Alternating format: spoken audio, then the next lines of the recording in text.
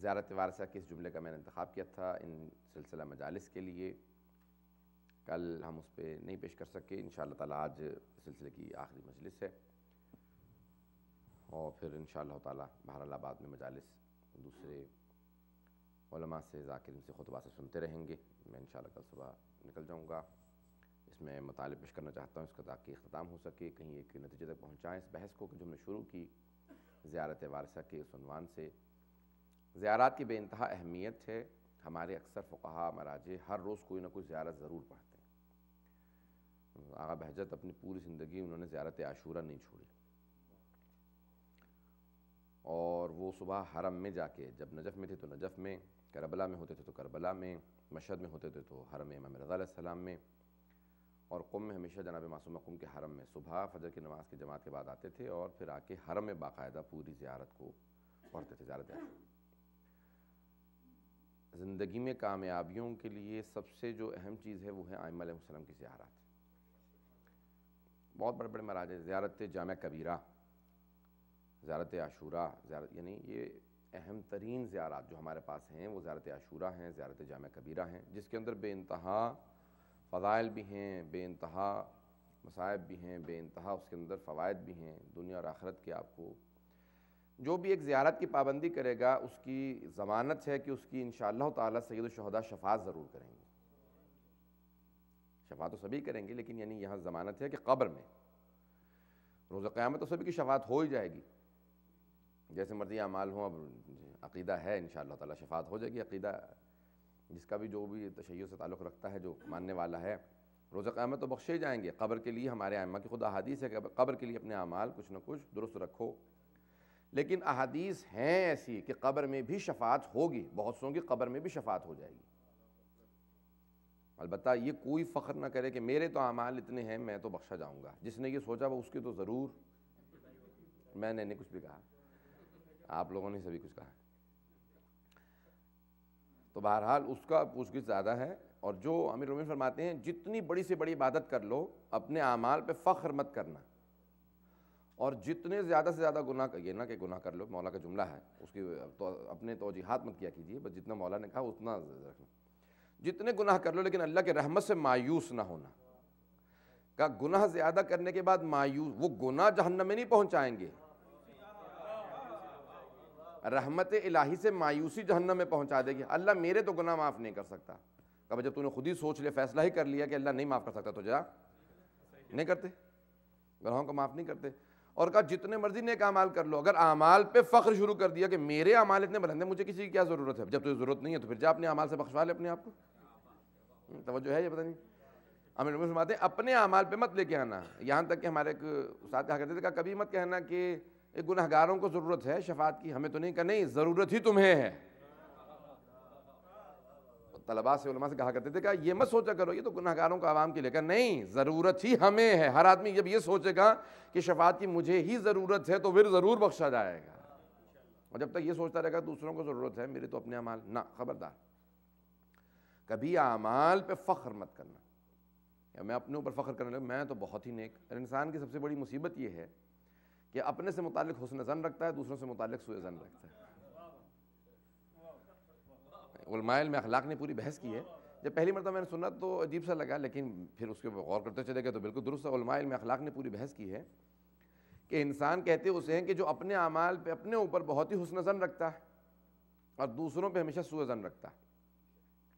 Optimistic اور pessimistic جو آپ کی پوری بحث ہے انگریزی میں, یعنی اپنے متعلق اگر مجھ سے کو پوچھے گا میں تو بہت نیک ہوں, میں بہت بڑا عالم ہوں, میں بہت ہی متقی, پارسا, نیک, جتنی اچھائیاں ہوں گی اپنے لیے لکھ لوں گا اور جتنی برائیاں ہوں گی وہ دوسروں کے لیے. کہا کہ نہیں, جب بھی کبھی کسی کی طرف انگلی کا اشارہ کرو تو یہ مت بھولو کہ ایک انگلی اس کی طرف ہے باقی اپنی ہی طرف ہے. علماء کی تعلیمات یہ ہیں. کہا کہ نہیں, یہاں تک کہ حضرت محمد حنفیہ کو وصیت میں کہتے ہیں المؤمنین, کہا کہ عیب نفس, جب لوگ دوسروں کے عیب تلاش کر رہے ہیں تو بیٹا تم اپنے عیبوں کی پرواہ کرنا, جبکہ مولا کی تربیت ہو تو پھر عیب کیسے. بہت بڑا جملہ مولا کا, وصیت کا جملہ. اب ہمیں ایک ایسے دور سے گزرنے جہاں کے لوگ بالکل بھلا دیتے ہیں کہ کائنات کیسے چل رہی ہے. زیارات سب سے بڑا وسیلہ ہے آپ کو مقرب بارگاہ الہی اور ائمہ علیہ السلام سے قریب کرنے کا. زیارات پابندی رکھیں, اور کتنی روایات آپ سنتے رہتے ہیں، کتنی روایات خود مفات الجنان میں ہیں. میں روایات کے علاوہ واقعات، حکایات اتنی جو اس کے ثواب سے متعلق کہ جب وہ دو علماء آپ کے ذہن میں ہوگی، میں صرف نوجوان کے لیے عرض کر رہا ہوں تاکہ جو تاخیر سے پہنچیں گے وہ پھر ربط ان کے لیے نہ ٹوٹ جائے. جب دو بہت بڑے بڑے علماء تھے، دونوں نے فیصلہ کیا، ایک دوسرے سے وعدہ کیا، کہا ہم میں سے جو مر جائے گا. دیکھیں گے نہیں، اتنا علم تھا تبھی تو کہہ رہے تھے، اتنے اعمال تھے تبھی تو کہہ رہے تھے کہ جو مر جائے گا وہ 3 دن کے اندر اندر دوسرے کے خواب میں آ کے بتائے گا کہ کیا کچھ بیتی دوسرے پہ. اتنے اعمال ہوں کہ انسان ایسا کر سکتا ہو. ایک ہوتا ہے کہ بھئی میں مثال کے طور پہ کچھ کام کیا ہے اس کے بعد توقع رکھوں، اور ایک ہے کہ نہیں کوئی کام ہی نہیں کیا توقع رکھے. ایک مطلب بویا ہے پیاز اور توقع رکھیں سیب کی، تو سیب تو نہیں اگنے والا وہاں پہ کہ جہاں پہ ہم نے پیاز بویا. اب یہ دونوں بہت ہی بعمل انسان تھے، دونوں نے ایک دوسرے سے وعدہ کیا کہ جو ہم میں سے پہلے مر جائے گا وہ دوسرے کے خواب میں آ کے سب بتائے گا. انتقال ہو گیا، 22 سال گزر گئے. وہ خواب میں نہیں ہے، ان میں سے ایک کا انتقال ہو گیا کہیں جلدی، دوسرے بہت بوڑھے ہو گئے. انہوں نے اچانک 22 سال بعد وہ خواب میں آئے. میں دیکھیں زیارت کی اہمیت، آداب زیارت موضوع کا ذہن میں رکھیں، بات واضح ہو سکے کہ کیوں شفاعت میں، کیوں یہ میں کہتا ہوں کہ آخرت تو ہاں ہو ہی جائے گی، قبر کے اندر سب سے زیادہ کام آنے والی جو چیزیں ان میں سے یہ زیارات، بالکل کبھی اہمیت کم نہ سمجھیں اس کی. 22 سال بعد خواب میں آئے. کبھی المؤمن قد وعد وفا، حدیث میں ہے کہ مومن وعدہ وفا ہوتا ہے، بے وفا نہیں ہوگا. جو وعدہ کرے گا پورا کرے گا. آپ نے وعدہ کیا تھا کہ 3 دن کے اندر اندر خواب میں آ کے بتاؤں گا کہ کیا بیتی. 22 سال گزر گئے. اب اچانک کیا خیال آیا؟ انہوں نے کہا کہ اگر اللہ کی طرف سے اجازت ہوتی تو آ جاتا، میں تو مبتلا تھا اور سخت مبتلا تھا 22 سال سے عالم دین ہوتے ہوئے. اب جملہ بھی یہاں پہ پیش کرتا چلوں. کہا کہ کس مسئلے کے اوپر کیا ہوا؟ کہا ایک مرتبہ گھر سے نکلا، بارش ہو رہی تھی بہت تیز. تو میں نے کہا کیا بے وقت بارش ہو رہی ہے؟ تو فرشتے نے کہا خداوند متعال کہہ رہا ہے کہ تو بتا دے بارش کا صحیح وقت کون سا ہے. تو نے کہا تھا بے وقت بارش ہے. بھائی دخل در معقولات مت کیجیے، نظام الہی ہے کہ تو نے کہا تھا بے وقت بارش ہے، اللہ کہہ رہا ہے تو بتا دے صحیح وقت کون سا ہے بارش برسانے کا. عالم ہوتے ہوئے ڈائریکٹ خدا ہی کے اوپر اعتراض کیا، اللہ نے بارش کیوں برسا دی. یہی بہرحال کہ پھر بخشش کیسے ہوئی؟ کہا کہ 3 دن سے مسلسل جس قبرستان میں دفن ہوں سید الشہداء شفاعت کے لیے آ رہے تھے، مسلسل 3 دن سے. کہا کہ کیوں؟ کہا وہاں پہ کسی مومنہ کو دفنایا گیا ہے. پہلے دن آئے، کہا کہ جیسی ملائکہ ہے، کہا کہ میں نے اس کو معاف کر دیا ہے، اس کا کوئی حساب کتاب نہیں ہوگا. کہا اس کی قبر کو کشادہ کر دیا گیا اور اس کی قبر جنت کا ایک ٹکڑا بن گئی. کہا دوسرے دن پھر آئے، کہا کہ جو اس کی چاروں طرف قبریں ہیں نا ان سب کی میں نے شفاعت کر دی ہے، سب کو معاف کر دو. کہا تیسرے دن کہا اس قبرستان میں جتنے بھی ولایت کے قائل ہیں میں نے سب کو معاف کر دیا ہے، میری طرف سے سب کی شفاعت کر دو. کیا تیسرے دن میں بخشا گیا، کیونکہ میں تو اطراف میں نہیں تھا، میں دور تھا بہت. کہا ان کے اعمال کا یہ معلوم نہیں، اب یہ تمہارا کام ہے. شیخ عباس قمی بہت بڑے محدث ہیں، انہوں نے چھوٹی چھوٹی سی باتوں پہ اعتراض بھی کیا. اگر انسان اپنے پاس سے گھڑ دے تو وہ فوراً اعتراض کرتے ہیں، کیونکہ محدث ہیں، حدیث سے کہتے ہیں ہر چیز حدیث سے نکالو، اپنے پاس سے مت بناؤ. انہوں نے اس کو اپنے مفات الجنان میں نقل کیا. زیارت وارثہ کے فضائل کے سلسلے میں ذکر کیا. کہتے ہیں کہ وہ عالم دین اٹھے، مجھ دونوں بہت بڑے عالم تھے، وہ گئے، کہا دیکھا کہ وہاں پہ ایک تازہ قبر ہے، پہلے گئے فاتحہ پڑھی کہ جس کی زیارت کے لیے سید الشہداء آئے ہوں، اس کی قبر پہ فاتحہ پڑھنا ہی بہت بڑا اجر و ثواب ہے. کا پھر معلوم کیا گور خان سے، کہا بھئی یہ جو آپ کیا کہتے ہیں گریٹ ڈگر یا جو بھی آپ کہتے ہیں اس کو انڈرٹیکر وغیرہ، ہر جگہ پہ اصطلاحات مختلف ہیں. کہا بھئی یہ قبر کس کی ہے؟ کہا یہاں قریب میں ایک بستی ہے، وہاں سے کسی مومن کی زوجہ کا انتقال ہوا تھا. وہاں پہ پہنچے پتہ کرتے ہوئے، کہا بھئی یہاں سے کسی کی پرانا جو آپ کہہ رہے ہیں 100 سال 150 200 سال پہلے 300 سال پہلے آبادیاں بھی کم تھیں. اب تو نہیں، اب تو مقامات مقدسہ کی آبادیاں اتنی وسیع ہو گئی ہیں کہ پہچاننا، پوچھنا، معلوم کرنا بہت مشکل ہو گیا. معلوم کیا، انہوں نے کہا جی ہاں اس بستی کے اندر فلاں مومن غریب آدمی ہیں، ظاہراً کارپینٹر تھے، لوہار نہیں ظاہراً بڑے ہی تھے، ذہن میں ہوگا مجھے صرف جملہ پیش کرنا. پہنچے اور جانے کے بعد معلوم کیا کہ پہلے تو میں تمہیں تعزیت پیش کرنا چاہتا ہوں، فاتحہ پڑھنا چاہتا ہوں تمہارے زوجہ کے انتقال کا، پھر اس کے بعد میں مبارکباد پیش کرنا چاہتا ہوں کہ تمہارے زوجہ کی شفاعت ہو گئی ہے. سید الشہداء نے شفاعت کی. کہ آپ کو کیسے معلوم؟ نے پورا خواب بتایا. کہ اب میں یہ جاننا چاہتا ہوں کہ اس کے اعمال کیا تھے کہ سید الشہداء پہلی ہی اس کی جو شب اول قبر تھی اس کی شفاعت کے لیے آئے. انہوں نے کہا میں تو کوئی ایسے اعمال جانتا نہیں, نہایت ہی سادہ طبیعت کی, تعلیم بھی نہیں تھی, کچھ بھی نہیں جانتی تھی, واجبات کی پابند تھی, لیکن میں کچھ نہیں جانتا کہ اتنے بڑے اعمالوں کے سید الشہداء پہلی رات اس کی, کوئی بہت بڑی عالمہ ہو, کوئی خدمت کرنے والی ہوں, آ کے رہوں, کوئی اعمال, بہت سادہ خاتون جن کے پاس تعلیم بھی نہیں تھی, کچھ اعمال میں نہیں سمجھ سکتا کہ اس کے پاس کوئی ایسے اعمال تھے. انہوں نے کہا ایسا ہو ہی نہیں سکتا کہ بغیر اعمال کے سید الشہداء زیارت کے لیے آئے, شفاعت کے لیے آئے. سوچنے لگے, کہا سوچو, بہت دیر تک سوچتا رہا, بہت دیر تک. اس کے بعد پھر ایک جملہ کہا البتہ ایک بات ہے, میری بیوی کی ایک عادت تھی, جیسے ہی صبح ہوتی تھی تو سب سے پہلے فجر کے بعد چھت پہ کھڑی ہو کے کربلا کا رخ کر کے زیارت وارثہ ضرور پڑھتی تھی.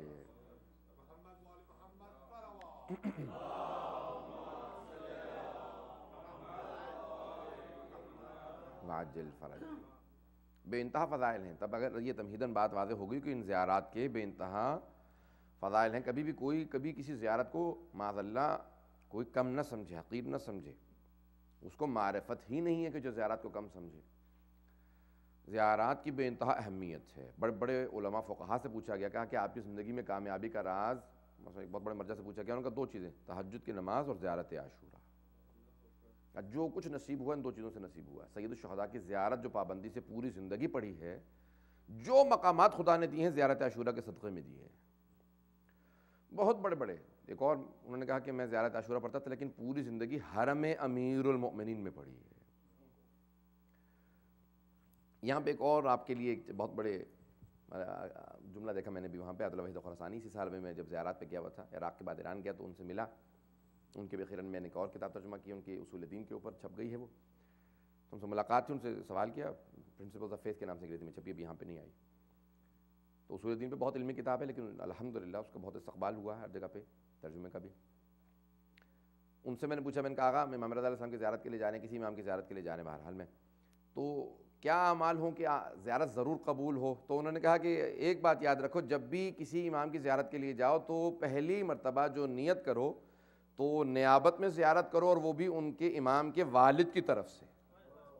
جملہ میں نے کہہ دیا کہ پھر زیارت ضرور قبول ہوگی. امام رضا کی جب زیارت کے لیے جاؤ تو ساتویں امام کی طرف سے زیارت کرو, ان کی نیابت میں زیارت کرو, زیارت ضرور قبول ہوگی. جس امام کی زیارت کے لیے جاؤ تو ان کے والد کی طرف سے. میں نے کہا کہ اس کا کوئی راز, کوئی حکمت؟ تو کہنے لگے کہ حکمت یہ ہے اس کے اندر, اور اس کا فلسفہ یہ ہے کہ جتنی محبت سے باپ بیٹے کو دیکھتا ہے کوئی نہیں دیکھتا. جس محبت سے, شفقت سے باپ دیکھتا ہے, تو کہا کہ سب سے زیادہ محبت سے وہ دیکھیں گے جب ان کی نیابت میں امام کی زیارت کے لیے جاؤ گے تو انشاءاللہ زیارت ضرور قبول ہوگی.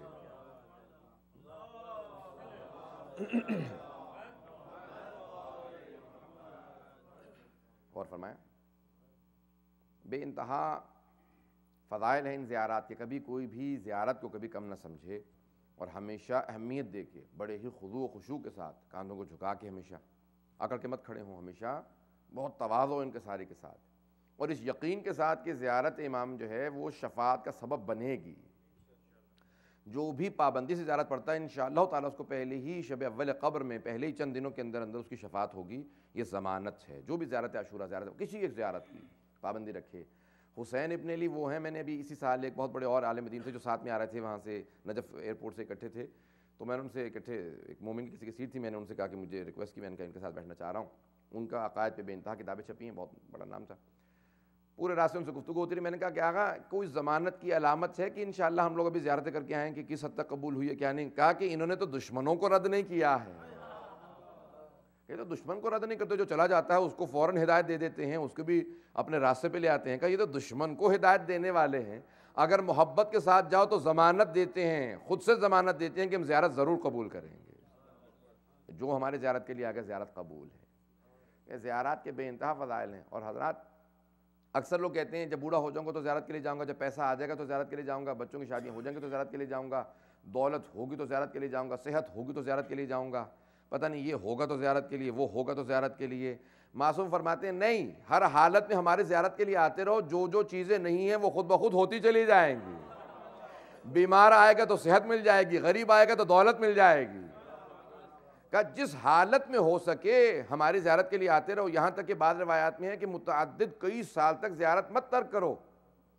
جو زیارت کے لیے آتا رہے گا اس کا ایمان خود بخود قوی تر ہوتا چلا جائے گا، اس کے حالات بہتر ہوتے چلے جائیں گے۔ سید الشہداء کی زیارت کے فضائل کے اندر اٹھا کے دیکھیے، چھٹے امام نے کتنی کامل الزیارات، مفاتیح اور کتنے مقامات پہ، سید ابن طاؤس نے، شیخ طوسی نے، بڑے بڑے علماء فقہا مراجوں نے ایسے فضائل لکھے ہیں کہ سب سے بڑی فضیلت یہ ہے کہ صرف ایمان میں اضافہ نہیں ہوتا، انسان کے یقین میں اضافہ ہوتا ہے، توحید کے عقیدے پہ اضافہ ہوتا ہے، نبوت کے عقیدے پہ اضافہ ہوتا ہے، کہ امامت و ولایت کے عقیدے میں اضافہ ہوگا، کہ آخرت کے عقیدے میں اضافہ ہوگا، اعمال بہتر ہوں گے، اور پھر کہا کہ دنیاوی فوائد بھی ہیں، زندگی بڑھتی چلی جائے گی۔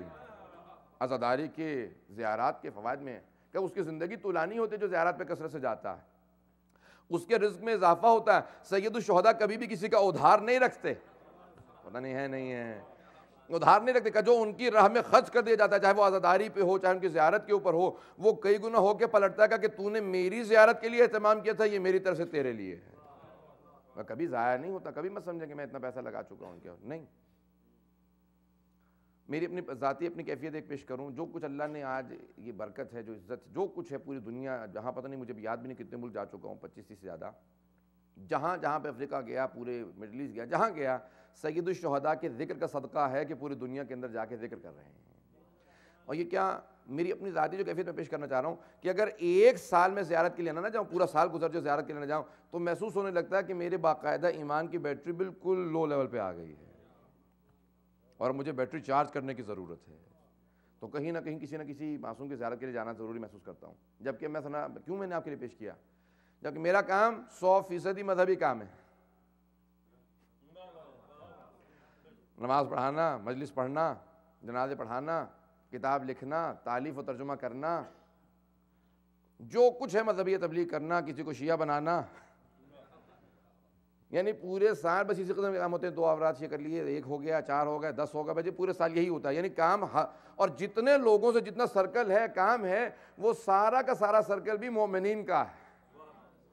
نہ کوئی ایسی جاب ہے کہ مثال کے طور پر جاب پہ جانا پڑے گا، وہاں پہ کفار کی شکل دیکھوں گا، کسی منافق کی شکل دیکھنی پڑے گی، کچھ بھی نہیں ہے۔ 100% کام ہی مذہبی ہے، 100%، 100% میرا مذہبی کام ہے۔ شکلیں بھی جن کی دیکھتا ہوں صرف مومنین کی، امام بارگاہ میں آتے ہی مذہبی لوگ ہیں، جس کا دین نہیں ہوگا وہ آئے گا ہی نہیں، ایسے لوگوں سے ملتے ہی نہیں ہیں۔ یعنی 100%، اس کے باوجود بھی میں، یعنی کیوں بتاتا ہوں یہ سارا کچھ، یعنی 100% کام مذہبی ہے، اس کے باوجود میں محسوس کرتا ہوں کہ دنیاوی اتنے بکھیڑے ہیں کہ اس کے باوجود بھی محسوس ہوتا ہے نہیں مجھے زیارت پہ جانے کی ضرورت ہے۔ جب میری یہ کیفیت ہے تو دوسروں کی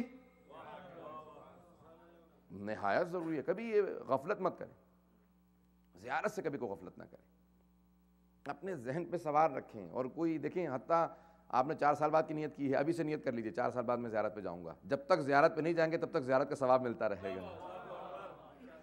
جب نیت کر لی ہے، ثواب ملنا شروع ہو گیا، اس کے جو اعمال ہیں، اس کے اثرات ہیں، زندگی کا کچھ پتہ نہیں ہے۔ اسی لیے فرمایا معصوم نے کہا جب بھی حج بیت اللہ کے لیے جاؤ، عمرے کے لیے جاؤ، زیارات کے لیے جاؤ، کبھی جتنے مرضی بیمار ہو، جتنے مرضی بوڑھے ہو، کبھی نہ کہہ کے جاؤ کہ اب تو بس آخری مرتبہ پھر نہیں آؤں گا۔ کہ نہیں، ہمیشہ یہ کہہ کے جاؤ پروردگارہ پھر بلانا، اے مولا پھر بلانا، کہ ہمیشہ یہی کہہ کے جاؤ، کہ تاکہ جب مرو گے تو اس نیت کے ساتھ جانا کہ میں تو نیت رکھتا تھا کہ پھر جاؤں گا،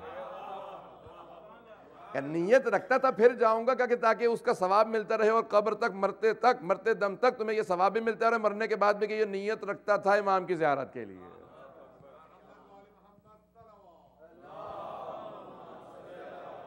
محمد وآل محمد وعجل فرجہ۔ واضح ہو رہی ہے بات کہ زیارات کے بے انتہا فضائل ہیں، اور یہاں تک الفاظ ہیں کہ کبھی کوئی تنفر کا اظہار نہ کرے، معاذ اللہ۔ میرا تو بڑا برا تجربہ گزرا، خدا نہ خواستہ، تو یہ نہیں ملا، ہوٹل اچھا نہیں تھا، یہ نہیں تھا، کھانے کو تو ملا ہی نہیں، ہم کھانے کے لیے گئے ہیں۔ اور کچھ لوگوں کا پورا زور یہ ہوتا کہ آج یہ نہیں پکا ہوا، آج وہ نہیں پکا ہوا، بس یہ جن باتوں سے سخت کوفت ہوتی ہے۔ کبھی بھی وہاں پہ تنفر کا اظہار نہ کر کے آئیں، کہ ہمیشہ رغبت کا اظہار کر کے آؤ۔ پتہ نہیں میں بات واضح کر رہا ہوں کہ نہیں، یا کیونکہ قافلے والوں کے مہمان نہیں تھے، امام کے مہمان تھے، رغبت کا اظہار کر کے آؤ۔ کہا کہ اگر دیکھیں چوتھے امام کا جملہ ہے، بہت سخت، بہت ہی بڑا جملہ ہے، بہت عظیم جملہ ہے، خدا اگر ہمیں سمجھنے کی توفیق دے دے کہ مولا فرماتے ہیں کہا کہ ایک ضمانت دیتا ہوں کہ جو بھی میرے بابا کی یا ہم میں سے کسی کی زیارت کے لیے جائے اور اسے کوئی چیز تنگ کرے، چاہے موسم تنگ کرے، چاہے قافلہ تنگ کرے، چاہے کھانا پینا تنگ کرے، چاہے رہائش تنگ کرے، اگر کسی چیز سے تنگ ہو کے واپس آیا تو میں ضمانت دیتا ہوں کہ زیارت قبول ہے۔ پتہ نہیں بات واضح ہے نہیں؟ میں نے کہا کہ ہمیں توفیق ہو یہ سمجھ سکیں، کہ اگر تنگ ہو کے آئے، لوگ کہتے ہیں میں تو بڑا اچھا اس سے ہو کے آیا ہوں تو پھر ضمانت نہ، تب ضمانت نہیں ہے کہ اگر تنگ ہو کے آئے ہو تو کیونکہ انہوں نے سختیاں اٹھائی ہیں، جو سختیاں اٹھا کے آیا ہے اسے ضمانت ہے، اسے ضمانت ہے کہ اس کی زیارت قبول ہے۔ تو اس لیے ہمیشہ دعا کرنی چاہیے کہ کچھ نہ کچھ تھوڑی بہت تو سختی آئے، اور جتنی زیادہ ایمان کا درجہ بلند ہوگا اتنی سختیاں زیادہ آئیں گی۔ البلاء للولا، بلائیں جو ہیں، ٹریبولیشنز، امتحان، آزمائشیں، یہ اولیاء کے لیے ہیں، اور ہمارے الٹا تصور ہے، کہتے ہیں آج کل خدا اس پہ بڑے عذاب بھیج رہا ہے، معاذ اللہ۔ ابتلا، کتاب الابتلا اٹھا کے دیکھیے اصول کافی کی، بہرحال اس کا تصور ہی بالکل مختلف ہے۔ میں وقت نہیں ہے اس کی باریکیوں میں نہیں جا سکتا، یہاں تک کہ بس ایک حدیث کو پیش کر کے آگے بڑھ جاؤں گا۔ یہاں تک چھٹے امام فرماتے ہیں کہ اگر 40 دن تک مسلسل کوئی پریشانی نہ آئے، کوئی امتحان نہ آئے، کوئی بیماری، کوئی زکام، کوئی تھوڑا سا بخار، کوئی چوٹ، کچھ نہ آئے، مسلسل 40 دن گزر جائیں تو فوراً سجدے میں گر جاؤ کہ پروردگارا کیا تو نے اپنے بندوں کی فہرست سے نکال دیا ہے؟ کہ پروردگارا کوئی آزمائش نہیں، کہا چھوٹا سا چاہے فلو ہو، چھوٹا سا بخار ہو، تھوڑی سی چوٹ لگ جائے گا، ہر 40 دن میں ایک آزمائش ضروری ہے ثابت کرنے کے لیے کہ تم مومن ہو، ابھی تک ایمان کے اوپر ہو، وَإِلَّا خود رو کہ پروردگارا کیا ہوا؟ بات واضح ہو رہی ہے؟ میں چاہ رہا ہوں کہ تاکہ ہمارے کانسیپٹس درست ہوں، ہمارے ہیں سختیوں کے لیے تیار ہوں۔ یہاں تک کہ جب کسی نے امیر المومنین سے کہا یا چھٹے امام سے کہا کہ مولا میں آپ کا چاہنے والا ہوں، مولا نے کہا کتنے چاہنے والے ہو؟ بہت چاہتا ہوں۔ مولا نے کہا پھر بھی پتہ چلے کتنے چاہتے ہو؟ کہا مولا بے انتہا چاہتا ہوں، جان دے سکتا ہوں۔ مولا نے کہا پھر زرہ بختر پہن لو۔ زرہ بختر سمجھتے نا، آرمر پہن لو۔ زرہ بختر وہ آرمر، کہا کہ مولا کہیں جہاد پہ بھیج رہے ہیں آپ؟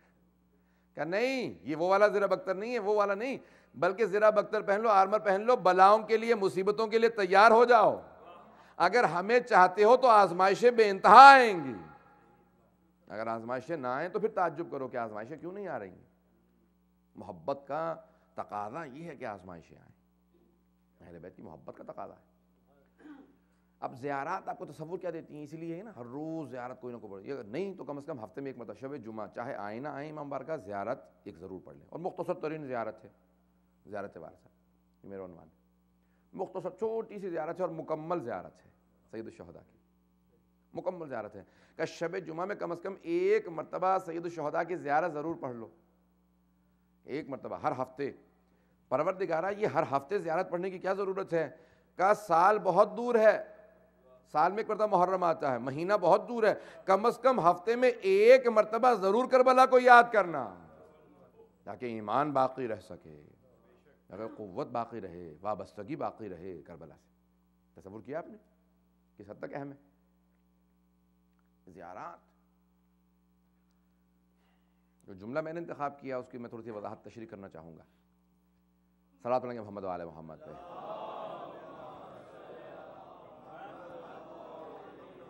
جو لوگ پیچھے بیٹھے ہیں وہ آگے کے تشریف لے آئیں گے انشاءاللہ۔ صلوات پڑھیں محمد و آل محمد۔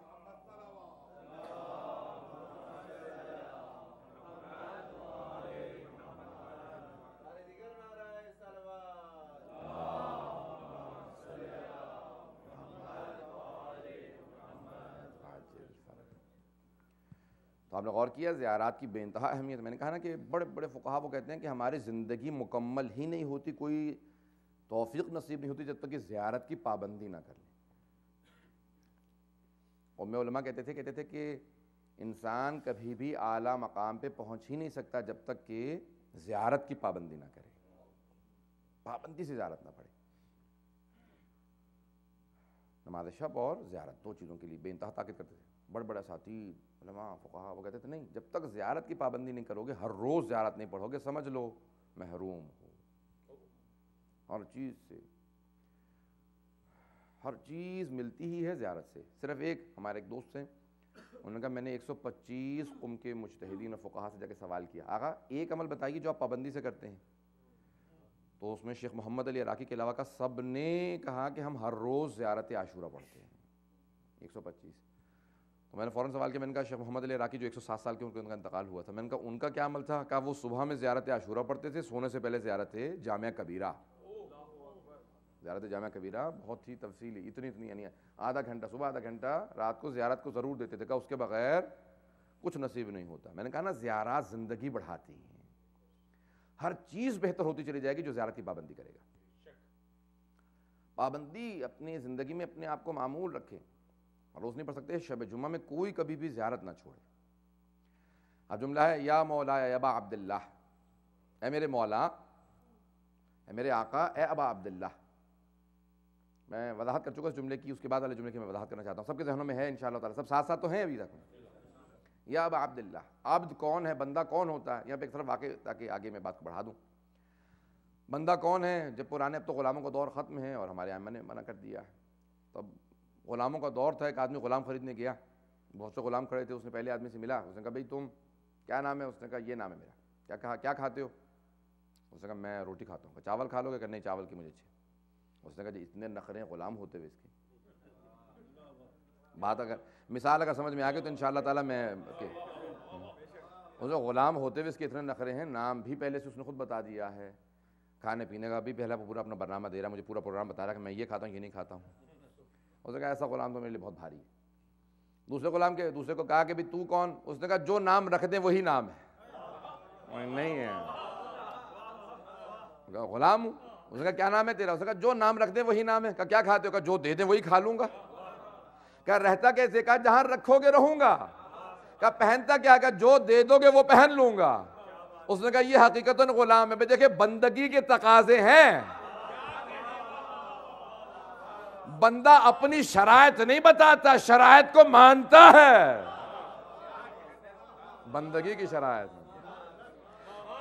اب جب سید الشہداء کی زیارت کے لیے جاتے ہیں نا، اور امام رضا علیہ السلام کی زیارت، خصوصاً ان دونوں کے لیے ایک زیارت کا لفظ ہے کہ عبدو کا وابنو عبدک وابنو امتک. آپ کا غلام آپ کی زیارت کے لیے آیا ہے. میں غلام ہوں، میرا باپ آپ کا غلام ہے، میری ماں آپ کی کنیز ہے. وہ آیا ہے جس کے ماں باپ بھی غلام و کنیز ہیں. تو اب اپنی شرائط کیسی؟ انہی کی ساری شرائط مانو. امام کو اپنا مزاج نہیں بتایا جاتا، ان کا مزاج اپنایا جاتا ہے. اگر بات واضح ہو رہی ہو. اب بندگی کے تقاضے ہیں کہ کیسے کیسے غلام ہیں. کہ جب جناب قمبر غلام ہے نا امیر المومنین کے، تو جناب قمبر جب امیر المومنین کے ساتھ ہیں ہمیشہ، اور بے انتہا عاشق تھے امیر المومنین کے، کیونکہ وہ دیکھ رہے تھے مجھ سے جو غلام ہوتا ہے گھر میں رہتا ہے، جو گھر میں رہ رہا ہو. میں کہوں گا آزاد سے بہتر تو یہ غلام ہی تھا. کتنے آزاد لوگوں سے، ایک تو مولا کا غلام اور غلامی کی وجہ سے گھر نصیب. پتہ نہیں ہے نہیں ہے، گھر نصیب ہوا تھا، مولا کی بیوی کے ہاتھ کی روٹیاں کھا، سب کچھ. صلی علی محمد وعلی باجل فرج.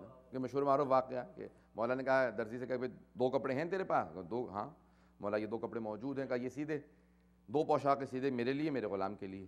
تو اس نے پوچھا کہ کس کے لیے کون سی پوشاک سوں؟ ایک جو ہے وہ مہنگا کپڑا ہے، دوسرا سستا والا ہے. بڑا مشہور معروف واقعہ ہے. مولا نے کہا، جناب قمبر نے کہا یہ پوچھنے کی بات ہے، یہ آقا ہے مہنگا والا کپڑا ان کے لیے، میں غلام ہوں سستا والا میرے لیے. مولا نے کہا نہیں، سستا والا میرے لیے کیونکہ میں بوڑھا ہو چکا ہوں، اور مہنگا والا اس کے لیے کیونکہ یہ جوان ہے. میں تربیت دے رہے ہیں مولا. مولا بتا رہے کہ بندے کیسے ہوتے ہیں، آقا کیسے ہوتے ہیں. اور کچھ آقا بندوں کو تربیت کر کے اتنا بلند کر دیتے ہیں جب وہ آزاد ہوں تو سارے آقاؤں کے آقا ہو جائیں. تربیت.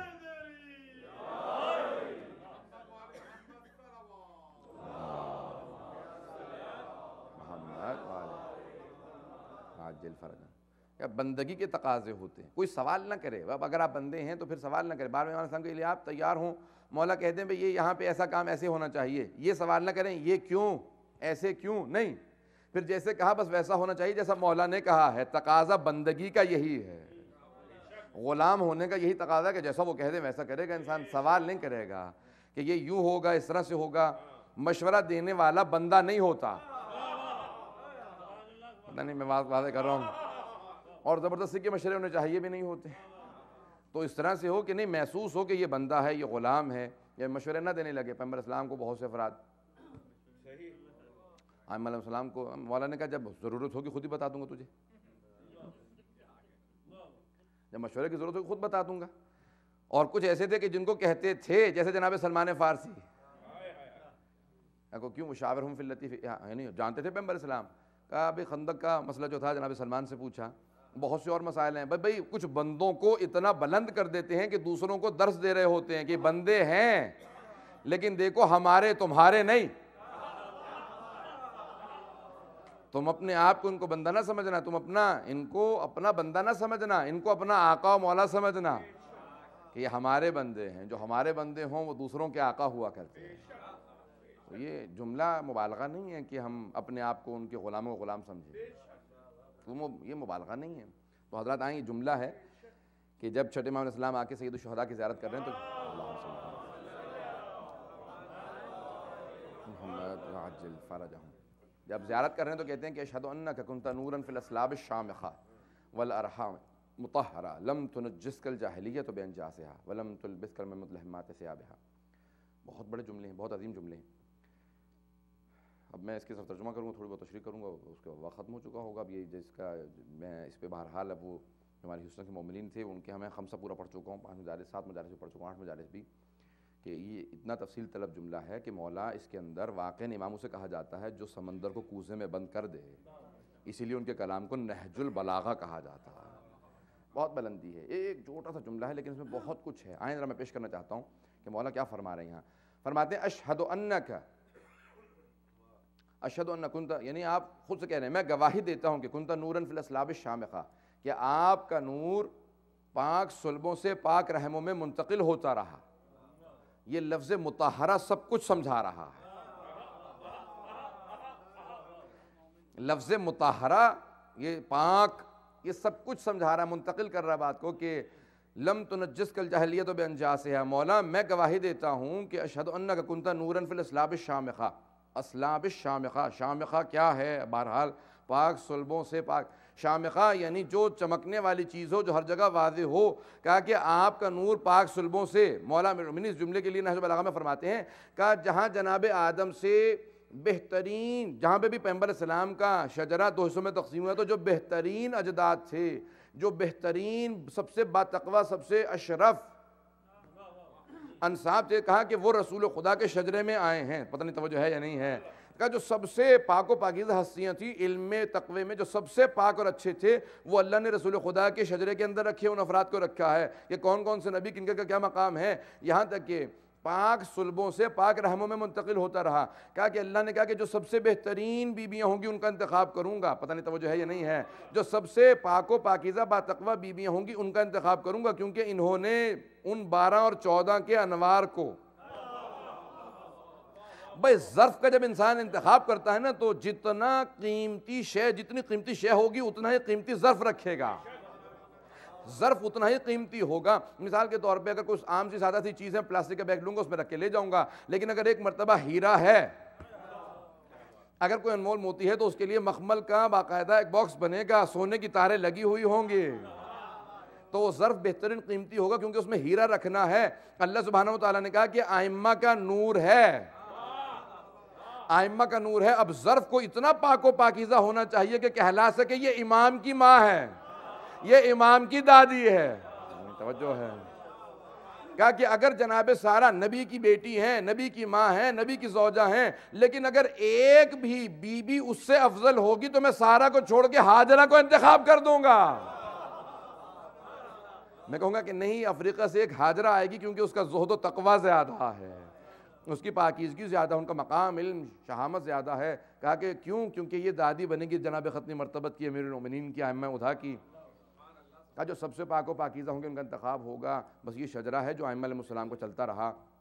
جو جملے میں بعض اوقات شاید پیش بھی کر چکا ہوں، لیکن میں جو یہاں پیش کرنا چاہ رہا ہوں کہ جو سب سے پاک و پاکیزہ، حضرات اللہ سبحانہ وتعالیٰ نے جب جناب ایک جملہ انشاءاللہ تعالیٰ ایک شاید آپ لوگوں کے لیے نیا ہو شاید کسی اور نے نہ پیش کیا ہو آج تک، میں انشاءاللہ تعالیٰ پیش کرنا چاہ رہا ہوں. نتیجہ میں نے کسی کتاب میں نہیں پڑھا ہے اور نہ ہی کسی کی تقریر سے لیا ہے، نہ ہی کسی دوسرے کا. کوشش کرتا ہوں کہ خود سے باقاعدہ الفاظ پہ، واقعات پہ، آیات پہ سوچوں، اس کے اندر تدبر کرنے کے بعد اگر کوئی جملہ نکلے تو اس کو تبرکاً اور ہدیتاً پیش کر دیتا ہوں. انشاءاللہ تعالیٰ آپ کے لیے جدید ہوگا اور انشاءاللہ ضرور محظوظ ہوں گے. اگر مجمع کی توجہ تو جملے کو پیش کر دوں. اب جناب یوسف سے متعلق جملہ ہے کہ ان کے 11 بھائی تھے. جناب یوسف 11 بھائی ہیں ان کے، یعنی 12 بھائی جناب یوسف سمیت. تو 11 بھائیوں نے جب جناب یوسف کو کنویں میں پھینکنے کا فیصلہ کر لیا، بلکہ ایک کو چھوڑ دی، جناب بنیامین ساتھ میں نہیں تھے، 10 بھائیوں نے فیصلہ کیا، بلکہ کچھ نے فیصلہ کیا اور بقیہ سے منوا لیا کہ بھئی ہم نے ان کو کنویں میں ڈال دینا. پتہ نہیں واضح ہے؟ کچھ نے فیصلہ کیا ہم ان کو کنویں میں پھینک دیں گے، باقی سب نے کہا کہ ٹھیک ہے. ایک وہاں پہ بھائی تھا، ایک ایسا بھائی تھا جس کا نام ہے لاوی. جناب لاوی انگلش میں کہتے ہیں، لاوی عربی کا لفظ ہے جو اگر آپ نے شاید ابھی ایرانیوں نے فلمیں بنائی ہے جناب یوسف کے اوپر، اس کے اندر دکھایا ہے. وہ ایک بھائی ہے، قرآن میں بھی نام نہیں دیا، قرآن نے صرف یہ بتایا کہ ایک بھائی کہہ رہا تھا کہ نہیں اسے کنویں میں مت پھینکنا. ایک بھائی مسلسل روکے چلا جا رہا تھا کہ نہیں یوسف کو کنویں میں مت پھینکو.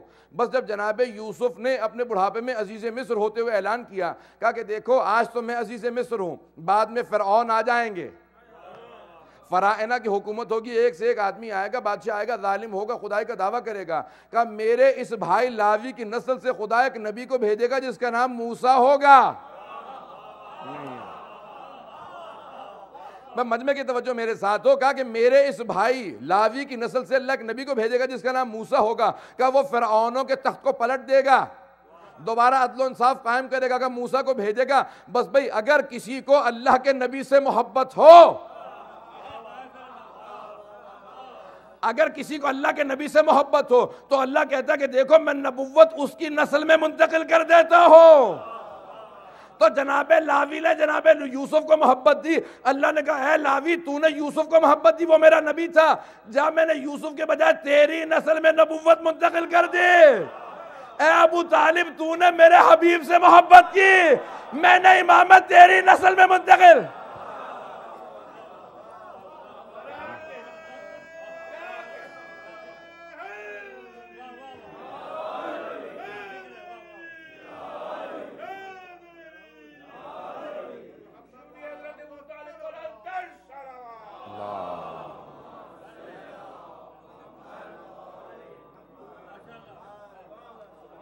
غور فرمایا. میں نے کہا کہ میں نے آج تک نہ کسی سے سنا ہے، بلکہ اگر غور کرتے چلے جائیے تو آیات کے اندر آپ کو ایسے ایسے راز ملیں گے کہ انسان خود بخود سوچتا چلا جائے گا کہ خداوند متعال نے کتنی باریکیاں رکھی ہیں کہ ایک بھائی نے محبت کا اظہار کیا، کہا کہ اب نبوت تیری نسل کے اندر ہے. جو محبت کا اظہار کرے اور ہر جگہ پہ وہ کہتے رہے، کہا جب بھی دیکھتے تھے کہا مجھے لگتا ہے یہ یوسف ہے. بھائیوں نے کہا تجھے تو ہر خوبصورت آدمی یوسف ہی نظر آتا ہے، جسے کنویں میں ڈال دیا تھا وہ عزیز مصر کیسے بن جائے گا. بس ایک محبت تھی، جناب ابو طالب نے اس سے زیادہ محبت کا اظہار کیا. نہیں توجہ، میں جملے کو ضائع نہ کیجئے گا. یہاں پہ تو کنویں میں پھینک دیا تھا، وہ روک رہے تھے. جناب ابو طالب اس ہستی کا نام ہے کہ جب مکے والوں نے کہا نا کہ ہم مار دیں گے، کہ خبردار تم سارے سردار سن لو، میں نے ہر ایک کے لیے ایک غلام خرید لیا ہے، اگر میلی نگاہوں سے دیکھا تو قتل کروا دوں گا.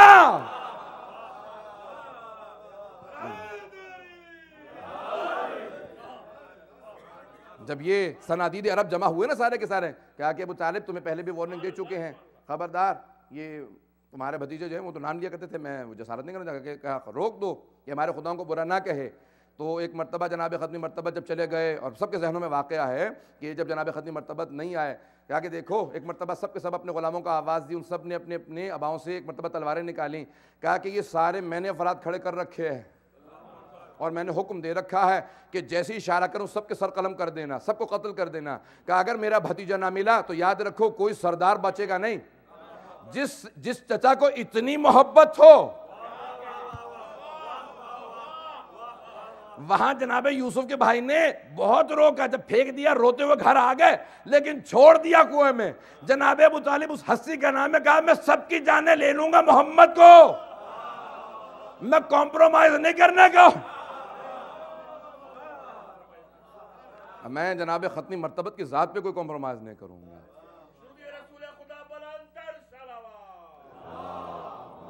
صلی علی محمد وآلہ.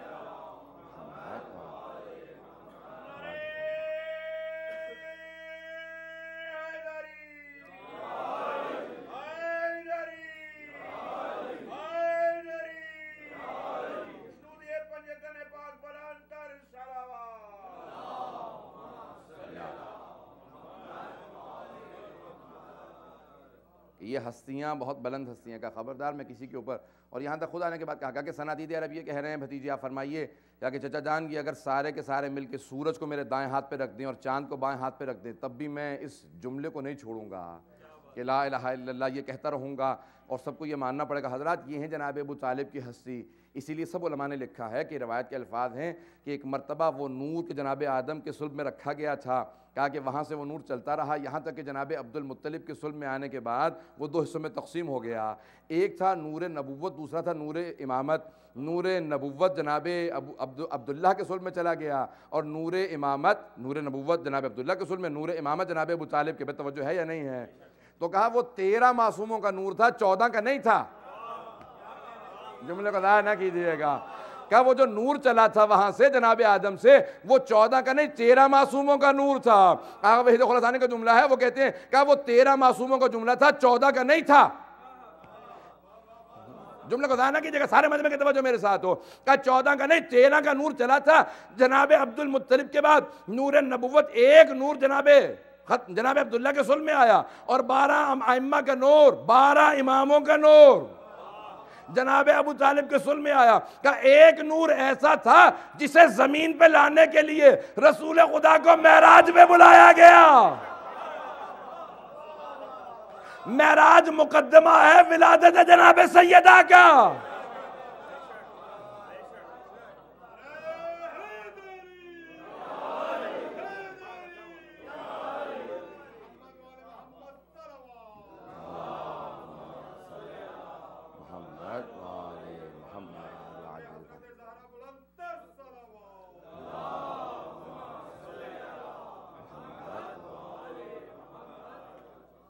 تو کہا وہاں سے وہ نور چلا تھا اور وہ 13 معصومین کا تھا، یہاں تک کہ مقدمہ ہے جناب سیدہ کی ولادت کا۔ معراج مقدمہ ہے، اور ایک مرتبہ جب گئے بھی ہیں بہشت میں گئے، کہ ہم بہشت کا نظارہ کریں، تو خود جناب ختمی مرتبہ نے کہا میں نے کہا کہ یہ 14 محل تو پہلے سے موجود ہے بہشت کے اندر، میرا محل ہے ساتھ میں مومن کا ادھر جناب سیدہ سلام علیہ کا، لیکن ایک مرتبہ سوال کیا، کہا کہ اے جبرائیل یہ میرے محل کے ساتھ کس کا؟ موتیوں کا، اور وہ نہ زمین کے اوپر ہے نہ آسمان پہ، بالکل معلق ہے، یہ کس کا محل بنایا گیا؟ یہ سوال کر کے اپنا نہیں بتا رہے ہیں کہ مجھے معلوم نہیں تھا۔ کہا میں نے جبرائیل سے کہا کہ میرے محل کے ساتھ کس کا محل بنا دیا گیا؟ کہا یا رسول اللہ یہ جناب خدیجہ کا محل بنایا گیا، کہ جناب خدیجہ الکبریٰ کا محل ہے، کہ جتنی قربانیاں انہوں نے دی ہیں اسلام کے لیے، محسنہ اسلام ہیں۔ تو اللہ سبحانہ وتعالیٰ نے ایک مرتبہ یہی 2 محسن اسلام ہیں، توجہ اگر ہوگی، جناب ابو طالب ہیں، جناب خدیجہ ہیں۔ تو سورہ، ہر سورے کا ایک نام ہے، اور اس کے پھر القابات بھی ہیں، بلکہ ایک سے بھی زیادہ نام ہے، بہت سے سوروں کے تو کئی نام ہیں، لیکن القابات بھی ہیں۔ جیسے سورہ یاسین کو قلب قرآن کہا جاتا ہے، قرآن کا دل کہا جاتا ہے۔ اسی طرح سے سورہ رحمان کو قرآن کی دلہن کہا جاتا ہے، عروس کہا جاتا ہے۔ کیوں؟ اس کو کیونکہ اس کے اندر پورا جنت کا نظارہ کھینچا گیا، میں نہیں واضح نہیں کر سکا، بہشت کا نظارہ کھینچا گیا کہ جو پھل چاہو گے، جب چاہو گے نیت کرو گے مل جائے گا، سوچ رہے ہیں مل جائے گا۔ اب وہاں پہ بہرحال میں اس کی تفصیلات میں نہیں جا سکتا، وقت تمام ہو چکا ہے۔ ایک مرتبہ کہا گیا کہ سورہ کے اندر بے انتہا فضائل ہیں، وہاں پہ ایک آیت ہے سورہ رحمان کے اندر، هل جزاء الاحسان الا الاحسان، کیا احسان کا بدلہ سوائے احسان کے اور کچھ ہو سکتا ہے؟ فبأي آلاء ربكما تكذبان، ہے جنوں ہے انسانوں، تم اپنے رب کی کس کس نعمت کو جھٹلاؤ گے؟ کیا احسان کا بدلہ، نیکی کا بدلہ، حسن اخلاق کا بدلہ سوائے احسان کے اور کچھ ہو سکتا ہے؟ اب ایک مرتبہ خداوند متعالی آواز دے گا کہ دیکھو محسن اسلام 2 ہیں، ایک ہیں جناب ابو طالب، دوسرے ہیں جناب خدیجہ۔ پاک صلبوں کو ذہن میں رکھیے گا، پاک رحموں کو ذہن میں رکھیے گا۔ کہا کہ اے ابو طالب تم نے میرے دین پہ احسان کیا، اے خدیجہ تم نے میرے دین پہ احسان کیا، تم دونوں کی حیثیت محدود تھی، تمہاری جو محدود حیثیت میں تھا سب لٹا دیا، میری ہے لامحدود حیثیت، تمہارے محدود خزانے میں جو تھا دے دیا، میرے لامحدود خزانے میں جو سب سے قیمتی ہیں، ایک ہے علی، دوسرے ہے فاطمہ، هل جزاء الاحسان الا الاحسان۔ اس کے بعد ایک جملہ کا کہ مرج البحرین یلتقیان بینہما برزخ لا یبغیان، کہ ابو طالب میں علی تمہیں دے دوں گا، اے خدیجہ فاطمہ میں تمہیں دے دوں گا۔ یہ مرج البحرین یلتقیان بینہما برزخون، ایک رسول خدا کو رکھوں گا تاکہ نہ علی کی حقیقت ختم ہو نہ فاطمہ کی۔ یخرج منہما اللؤلؤ والمرجان، نہیں توجہ، کہ ان سے 2 گنا قدر موتی حاصل ہوں گے، ایک سبز ہوگا دوسرا سرخ ہوگا، جو سبز ہوگا وہ حسن ہوگا، جو سرخ ہوگا وہ حسین ہوگا۔ فَبِأَيِّ آلَاءِ رَبِّكُمَا تُكَذِّبَانِ۔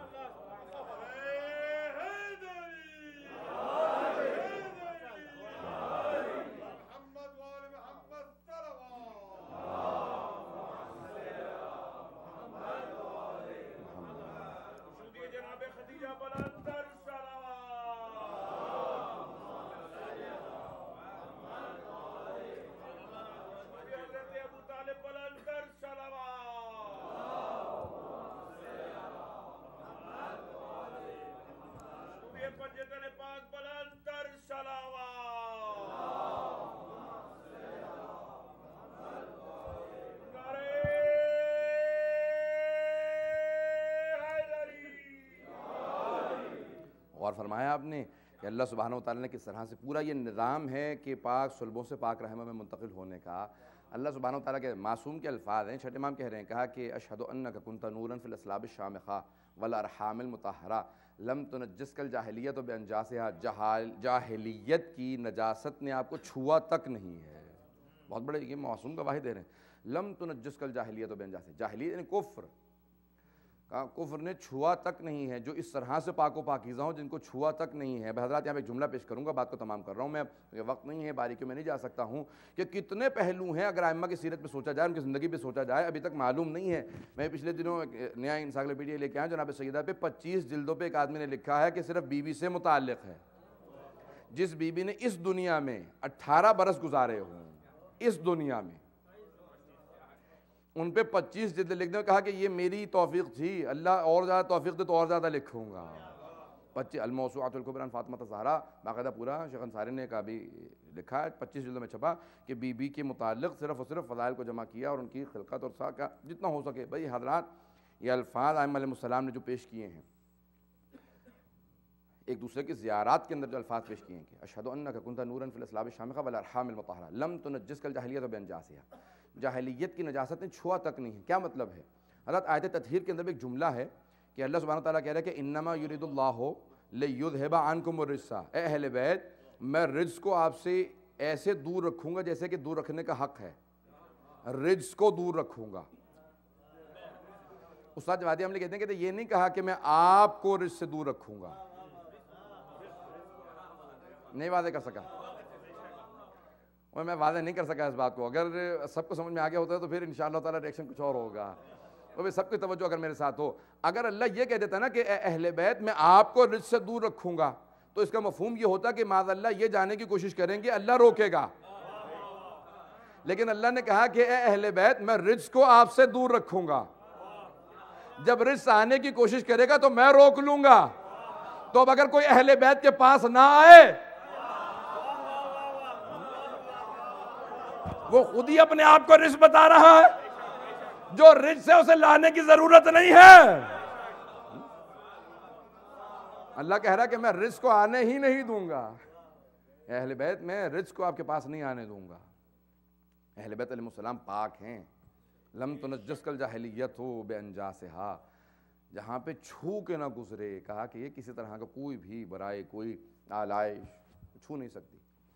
ولم تلبس مظلمات ثیابہا، اور اپنے لباس کو آپ پہ کبھی پہنایا ہی نہیں ہے۔ یہ دیکھیں بڑا پیارا انداز کنایا ہے، عربی زبان کے اندر علم بلاغہ جب پڑھایا جاتا ہے حوزے کے اندر تو اس میں کہتے ہیں کہ الکنایۃ ابلغ من التصریح، علم بلاغت میں ہے الکنایۃ ابلغ من التصریح، اشارے کنائے میں بات کہنا صراحتاً کہنے سے زیادہ بلیغ ہے۔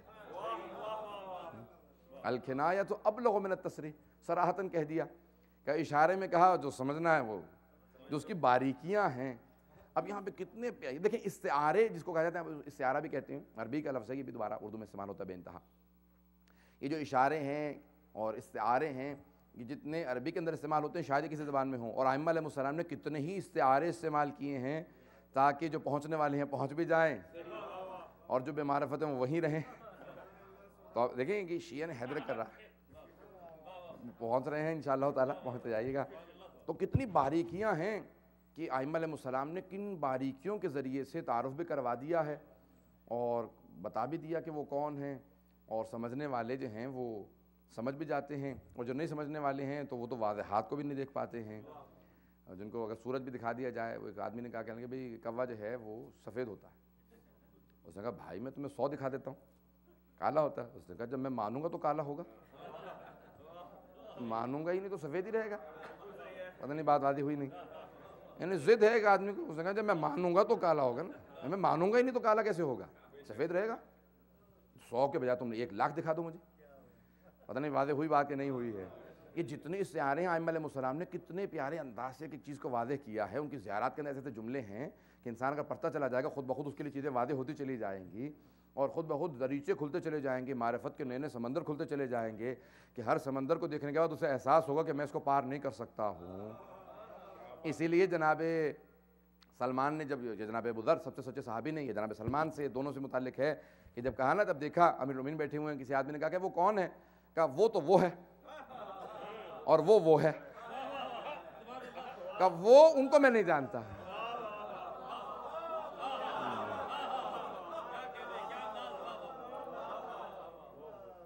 اب جب دیکھ لیا تو وہاں پہ ایک اور کھڑا تھا جس کو بہت زیادہ شکایتیں لگانے کی عادت تھی، اس نے فوراً رسول خدا سے کہا کہ یا رسول خدا میں نے خود اپنی آنکھوں سے دیکھا، کانوں سے سنا، سلمان نے علی کی طرف اشارہ کر کے کہا کہ انہیں میں نہیں جانتا، اور باقی دونوں کا بتا دیا، کہ اسے بھی جانتا ہوں، بڑے اچھے طرح سے جانتا ہوں، اور اسے بھی جانتا ہوں، ان کو نہیں جانتا۔ اب پیغمبر اسلام بھی مسکرانے لگے، زیر مسکراتے مسکراتے کہا سلمان کو بلاؤ، جناب سلمان آئے، کہا کہ سلمان اسے سمجھا دے کہ کیوں کہا کہ علی کو نہیں جانتا، یہ نہیں کہا معاذ اللہ مجھے سمجھا کر، یہ کہتے تو جھوٹ ہوتا، یہ کہتے نا معاذ اللہ پیغمبر اسلام کہ مجھے سمجھا دے کیوں کہا، تو پھر یہ معاذ اللہ جھوٹ ہوتا، یہ کہہ نہیں سکتے تھے، کہا سلمان اسے سمجھا دے کہ کیوں کہا کہ علی کو نہیں جانتا، کہا یا رسول خدا آپ ہی نے تو فرمایا ہے کہ اللہ کو کوئی نہیں جانتا سوائے آپ کے اور علی کے، اور آپ کو بھی کوئی نہیں جانتا سوائے اللہ کے اور علی کے، اور علی کو بھی کوئی نہیں جانتا سوائے اللہ کے اور آپ کے، نہ میں اللہ ہوں نہ میں آپ، میں نے یہی تو کہا کہ میں نہیں جانتا۔ تو پیغمبر نے فوراً اس کو دیکھا کہ اب تجھے سمجھ میں آیا کہ کیوں کہا، کہ یہ تو میرے ذہن میں نہیں تھا۔ باریکیاں دیکھتے چلے جائیں گے تو واضحات کی طرح سے ہیں، جو ابھی تک امیر المومنین سے متعلق۔ دیکھیں میں ایک جملہ کہوں گا بڑا سخت سا ہے، لیکن انشاءاللہ تعالیٰ یہاں پہ اگر سب ہضم کر لیں اس کو، بہت سخت جملہ ہے، اور میں جانتا ہوں سخت ہے، اور یہ بھی کبھی کسی کتاب میں کسی نے نہیں دیکھا۔ اس سے بڑی ائمہ کی مظلومیت کیا ہوگی کہ آج ہمیں ثابت کرنا پڑتا ہے مولا کا حق، نہیں پتہ نہیں واضح کر سکا۔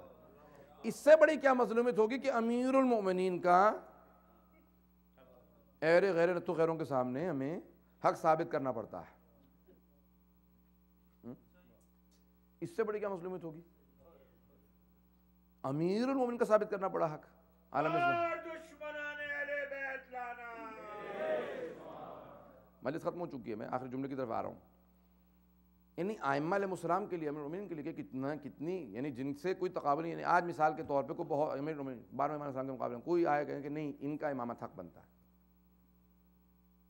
اسے مار پڑنی چاہیے کہ جو ثابت کرنے کی کوشش کرے، اور جو ثابت کہے کہ مجھے ثابت کر کے دو، کہ تو ابھی بھی دیکھ کے سوال کر رہا ہے۔ لیکن آج اس سے زیادہ بڑی مظلومیت کیا ہوگی کہ ہمارے علماء نے کتابیں لکھی ہیں، اور پھر بھی اس کے باوجود بھی بہت سے لوگ کہتے ہیں کہ نہیں یہ بہت بڑی مظلومیت ہے۔ میں جب بھی سوچتا ہوں اس پہ کہ اتنی بڑی مظلومیت، مثلا ماہ رمضان کے اندر اہلِ میں بحث ہو رہی تھی کہ صاحب نے کہا کہ میں ہم اپنے گھر پہ دعوت دی ہے، سب کے سب آئے ہیں، لوگ آئے بات کریں، 2 گھنٹے بحث ہوئی، تو اس کے بعد کہنے لگے کہ بھئی آپ کا اندازہ ہوا آپ کی بحث سننے کے بعد کہ آپ بحث کرتے رہتے ہیں۔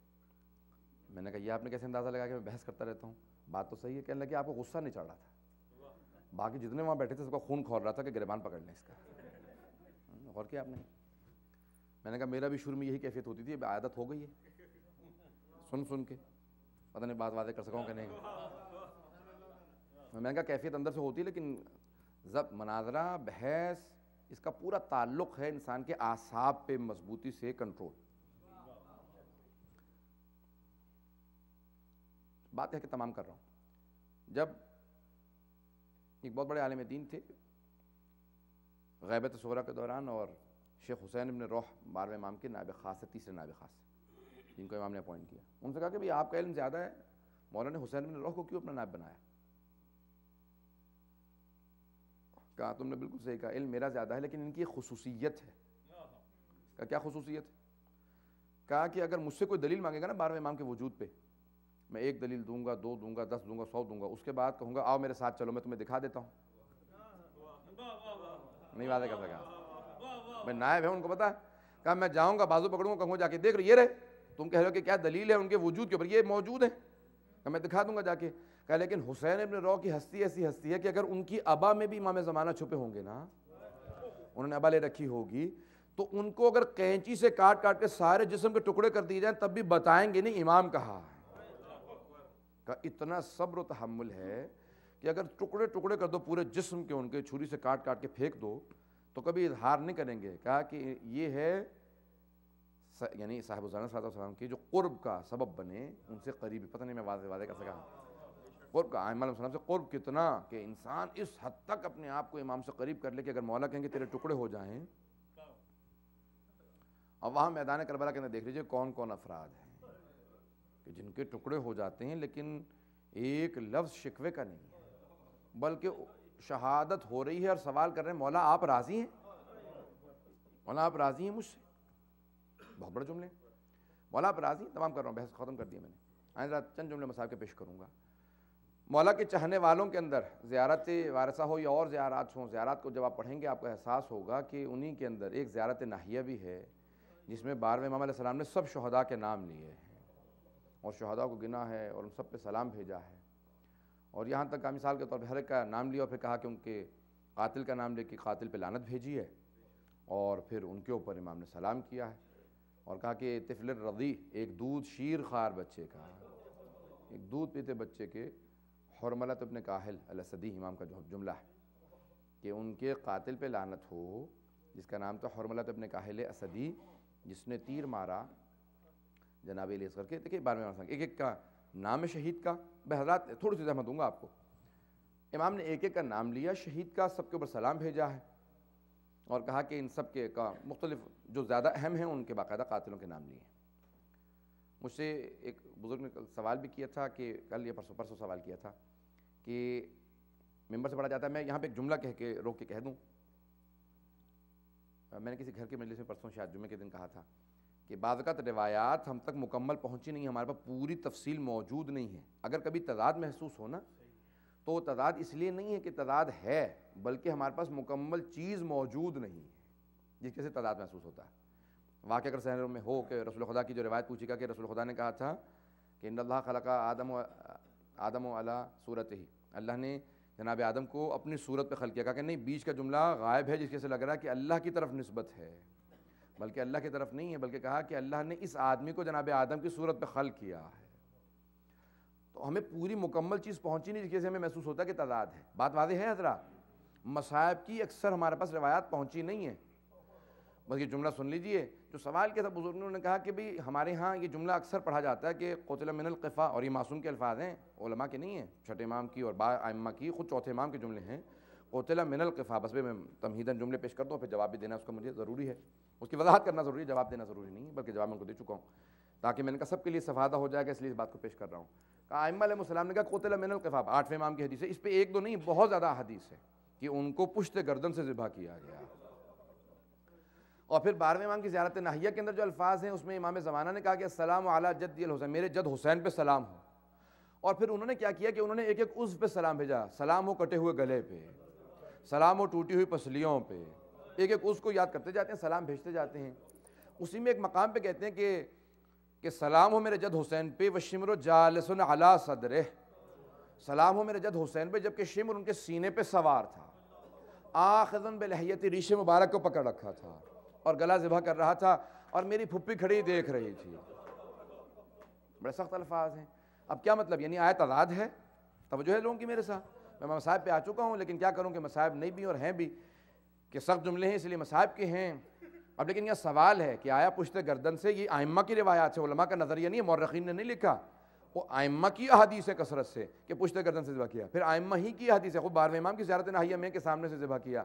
تو کیا ہوا؟ یہاں تک سوال کیا گیا چھٹے امام سے، کہا مولا 3 طرح سے جب قتل ہے نا وہ 3 طرح سے، ایک نہر کیا جاتا ہے، ہاتھ میں خنجر لے کے نہر کیا جاتا ہے کہ نرخرے پہ مارا جائے تو انسان قتل ختم ہو جاتا ہے.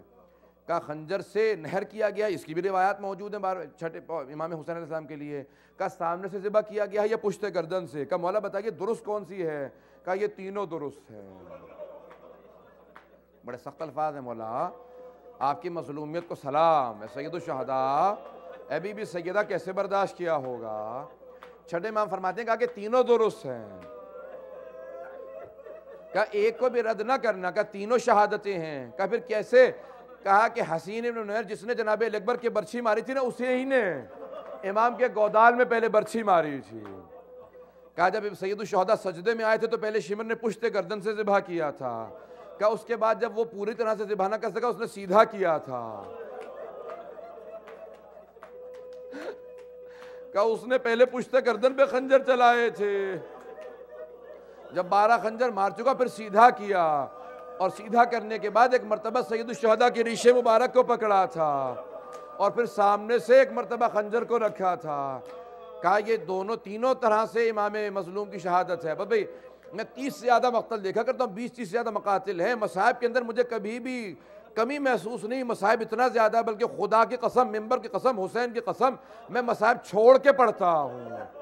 اتنی سخت روایات ہے, برداشت نہیں کر رہے بہت سے لوگ, بزرگ برداشت نہیں کر رہے ہیں یہاں پہ. اتنی سخت روایات ہیں, اگر پڑھ جائیں تو لوگ مر جائیں, ایسی سخت روایات ہیں. میں یہاں پہ جملے پڑھوں گا آپ کے سامنے, میں میری طرف دیکھیے کہ جملے کو پیش کرنا چاہتا ہوں.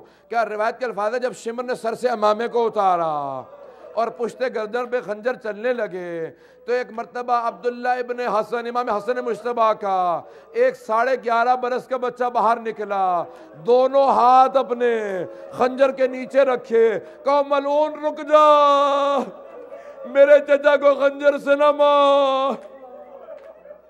کہ بچے کے دونوں بازو قلم ہو گئے. یہ شہادت ہوئی ہے. کہ شہادت کے بڑے بڑے سخت جملے ہیں جو ائمہ علیہ السلام کے.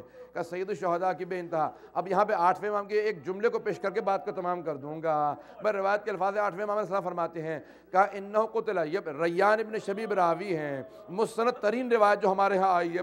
پیش کیجئے گا, آج جناب سیدہ کو پرسہ پیش کیجئے گا, کہے گا بی بی آپ کے بیٹے کی شہادت کا بڑا غم ہے. 12ویں امام کو پرسہ پیش کیجئے گا, مولا آج کوئی نہیں دیکھ سکتا شہادت کیسے ہوئی ہے. اب میں جملوں کو پیش کروں گا. 8ویں امام کہتے ہیں ریان ابن شبیب راوی ہیں. 8ویں امام نے کہا کہ انہو قتل اکل کبش, کہا میرے جد حسین کو جس طرح سے گوسفند کو ذبح کیا جاتا ہے, جیسے ایک بھیڑ کو ذبح کیا جاتا ہے, ایسے ذبح کیا. مولا یہ آپ نے اتنے سخت الفاظ کیوں استعمال کیے؟ مولا کیا مطلب؟ علماء نے پوری بحث کی ہے کہ مولا نے کہا جس طرح ایک گوسفند کو ذبح کیا جاتا ہے. میں بڑے سخت الفاظ ہیں, بڑے سخت الفاظ ہیں. جملے کو سنیے گا, مصائب بہت بڑا مصائب ہے, بہت بڑا مصائب ہے امام حسین علیہ السلام کا. میں وضاحت کرنا چاہ رہا ہوں, اس کی جملہ بہت سخت ہے. کہا مولا آپ کیا فرما رہے ہیں؟ بڑے بڑے علماء نے بحث کیا ہے. مولا نے کہا جس طرح ایک گوسفند کو ذبح کیا جاتا ہے, جیسے ایک بھیڑ کو ذبح کیا جاتا ہے, ویسے میرے جد حسین کو ذبح کیا گیا. مولا کیا مطلب؟ کیا مطلب؟ سب کی توجہ میرے ساتھ رہے, جملے کے مصائب آپ کو تب واضح ہوگا کہ مولا کا جملہ کیا ہے. مولا کیا مطلب؟ جب ایک بھیڑ کو ذبح کیا جاتا ہے نا تو پہلے پانی پلایا جاتا ہے. مولا کیا پانی پلا کے ذبح کیا گیا تھا؟ کہا نہیں. بھئی جملوں کو کیسے واضح کروں گا؟ کہا پانی پلا کے ذبح نہیں کیا گیا. مولا جب ایک گوسفند کو ذبح کیا جاتا ہے نا تو ہاتھ پاؤں باندھ دیے جاتے ہیں. کیا ایسے ذبح کیا؟ کہا نہیں, ہاتھوں پاؤں کو نہیں باندھا گیا تھا. پھر تیسرا جملہ سنیے گا. مولا جب ایک بھیڑ کو ذبح کیا جاتا ہے نا تو دوسری بھیڑوں سے چھپا دیا جاتا ہے. کیا سید الشہداء کو چھپا کے ذبح کیا گیا تھا؟ کہا نہیں, میری پھپھی زینب کھڑی دیکھ رہی تھی. مولا پھر کیا مطلب ہے کہ جس طرح سے ایک بھیڑ کو ذبح کیا جاتا ہے اس طرح ذبح کیا؟ کہا جب ایک بھیڑ کو ذبح کیا جاتا ہے نا تو کوئی روکنے والا نہیں ہوتا, کوئی نہیں کہتا رک جاؤ مت ذبح کرنا, کوئی روکنے والا نہیں ہوتا کہ اس طرح حسین کو ذبح کیا. کوئی روکنے والا نہیں تھا, بلکہ روک کہہ رہے تھے جلدی حسین کو مار دو. اجرکم اللہ. کہا جلدی ذبح کر دو. ایک مرتبہ جناب زینب کبریٰ خیمے سے باہر نکل آئیں. اب ایک مرتبہ دونوں ہاتھ, جملے سنیے گا بس, میں شہادت کو نہیں پڑھنا چاہ رہا تھا اس طرح سے. روایت کے الفاظ ہیں کہ جناب زینب کبریٰ کبھی تیز نہیں چلا کرتی تھی, کبھی تیز نہیں چلا کرتی تھی. کہا جاتا ہے کہ جب کوئی تیز چلنے لگے نا اس کا مطلب ہے بہت زیادہ پریشان ہے, بہت زیادہ کوئی پریشان ہو نا تو تیز چلتا ہے. اور اگر زیادہ پریشان ہو نا تو عرب مستورات اپنے ہاتھ اٹھا کے سر پہ رکھ لیتی تھی, اپنے ہاتھ اٹھا کے سر پہ رکھ لیتی تھی. کہا جناب زینب کبریٰ دونوں ہاتھ سر پہ رکھ کے تیز تیز چلتی ہوئی خیمے سے باہر نکل رہی تھی. پھر خود ہی فرماتی ہیں, کہا میں نے دیکھا چاروں طرف سے لوگ تیر مار رہے ہیں, چاروں طرف سے تیر آ رہے ہیں, ایک آدمی بیچ میں کھڑا ہے, جسے تیر نہیں ملتا وہ نیزہ مار رہا تھا, جس کو نیزہ نہیں مل رہا وہ تلوار سے وار کر رہا تھا, جسے تلوار نہیں ملی وہ پتھر مار رہا تھا. کہ سر سے لے کے پاؤں تک لہو لہان تھے, مجھ سے رہا نہ گیا. میں نے فوراً سوال کیا, انت اخی, میں نے سوال کیا, وہ جو آدمی بیچ میں کھڑا تھا میں نے سوال کیا, انت اخی, کیا تو ہی میرا ماجایا حسین ہے؟ اب امام حسین سے برداشت نہ ہوا, ایک مرتبہ اشارہ کیا ہاتھ سے, پورے جسم میں تیر سے اشارہ کیا, یا زینب ارجع الی الخیام, زینب خیمے میں واپس چلی جاؤ, ابھی جب شمر ذبح کرے گا برداشت نہیں کرو گی.